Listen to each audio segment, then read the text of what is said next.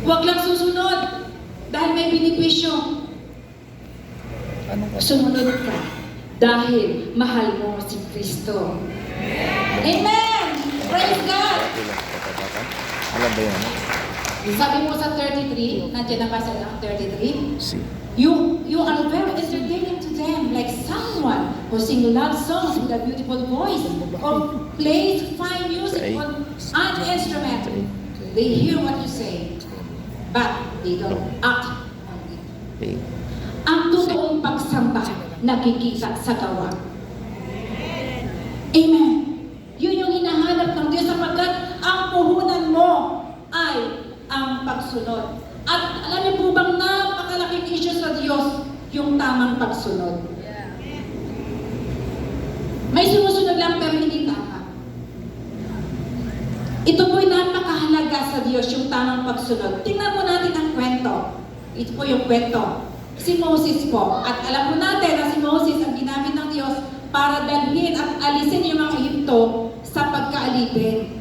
Pero yung mga pupunta sa paglalakad nila sa diserto, sila po ay nauhaw. At anong kailangan pag nauhaw? Check po tubig. Nagalit ang mga tao.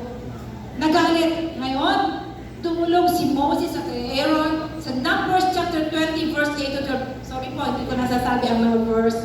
Numbers chapter 20 verse 8 to 12. Sabi dito, get the special walking stick, take your brother Aaron and the crowd of people and go to that rock.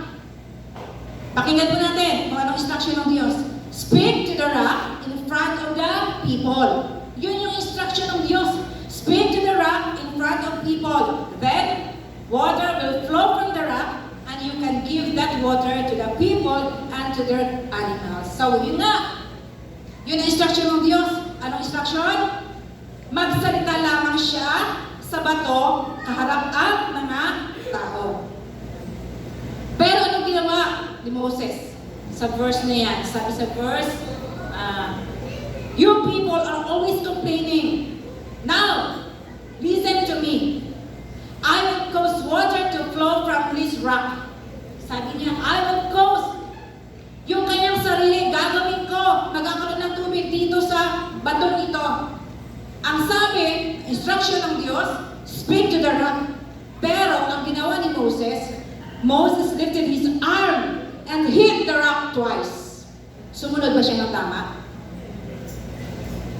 Sumunod ba siya ng tama? Hindi po, sabi magsalita ka lang sa rock na ito at dadaloy ang tubig. Pero sabi niya, I will cause water to flow from this rock. At kanya pang hinampas ng 2 beses. Anong nangyari? Oo, tumaloy po yung tubig. Sapagkat ang Diyos ay mahabagin, tumaloy yung tubig. Water began flowing from the rock, and the people and their animals drank that water.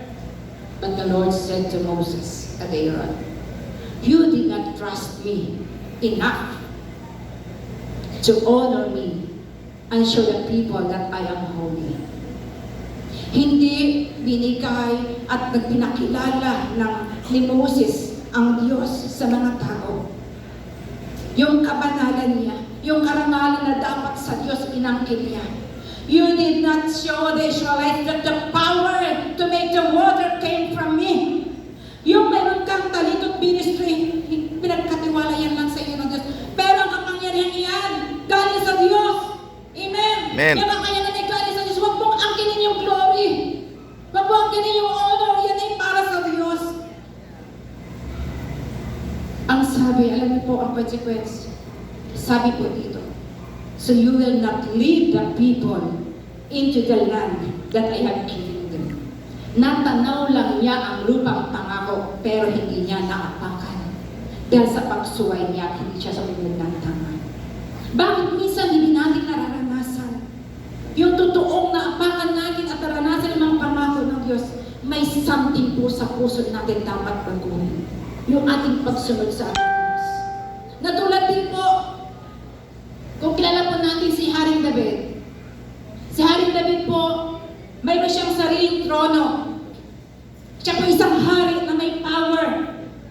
Subalit, mayroon trono po siya, ikikwento ko na lang po. Doon siya'y namintana. Iniwan niya ang trono. Nakakita siyang napakagandang babaeng naliligo. Hayon.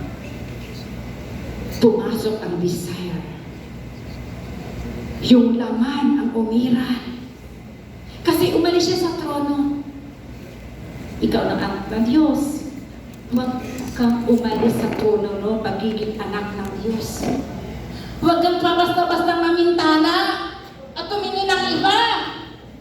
Ikaw na anak ng Diyos, manatili ka sa pagkanak ng Diyos. Amen po ba? Doon kasi nahulog si David. Naluksod siya. Kasi nga po yung laman ang umiral sa kanya. At nangyari nga, hindi lang siya nakontento na gusto niya angkinin. Kasi nga po, ang ginamit niya yung mata niya.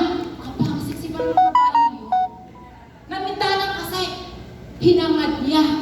Hinangad niya na maging asawa. Kaso, may asawa na.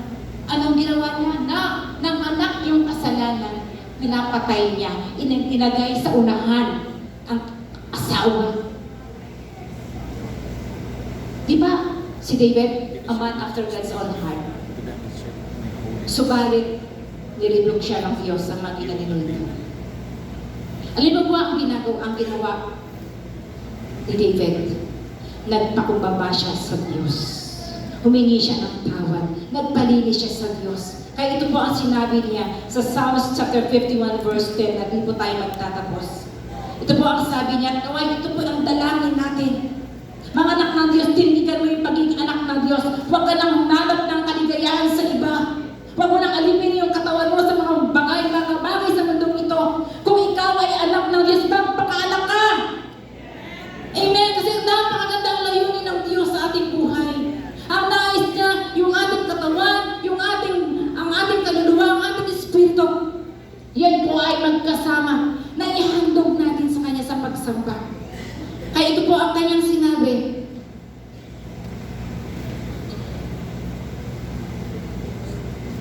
Sa Tagalog po ako magbabasa para mas maunawaan natin ng mas mababaw. Ang sabi ni David, ilikha niyo ako ng busilak na puso, O Diyos. At bigyan ako ng bagong espiritu na matapat. Huwag po akong itaboy palayo sa inyong piling at ang inyong banal espiritu sa akin ay huwag niyo po sanang bawiin. Nakatulad kanina na ating illustration, umalis sila dahil hindi kasamang espiritu na palayo sila. Kaya nga po, ito ang panalangin niya. Na ibalik muli, huwag alisin yung banal espiritu sapagkat ang banal espiritu ng Diyos ang naglilid sa atin sa totoong pagsamba. At sabi mo dito, sana ibalik sa akin ang kagalakang naramdaman ko. Kasi nga po, pag ikaw ay hindi sumasamba sa body, soul, and spirit, at yung laman ang umiiral, walang kagalakan. Tama po ba? Kasi nga po, makakapaghandog ka lamang ng totoong pagsamba dahil sa Espiritu ng Diyos na naglilid sa iyo. Amen. Amen po ba? Amen. Kaya nga po sabi po dito, at turuan ko ang mga makasalanan ng inyong mga pamamaraan upang manumbalik sila sa inyo. Patawarin niyo ako sa kasalanan kong pagpatay, O Diyos, na aking tagapagligtas. At sisigaw ako sa kagalangan dahil sa inyong pagliligtas.